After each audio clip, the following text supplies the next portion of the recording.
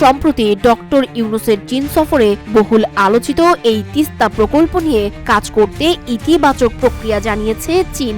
দেশের পানি সম্পদ ব্যবস্থাপনায়ও চীন কাজ করতে আগ্রহ প্রকাশ করেছে।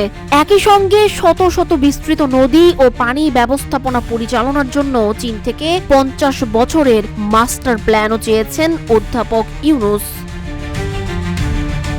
বাংলাদেশ সরকারের অনুরোধে 2021 সালে চীন তিস্তা নদীর ওপর এক সমীক্ষা চালিয়েছিল। সেই ধারাবাহিকতায় এবার ডক্টর ইউনূসের সফরে পানি সম্পদ ব্যবস্থাপনায় নদী শাসন, ড্রেজিং সহ বেশ কিছু বিষয় উল্লেখ করা হয়েছে।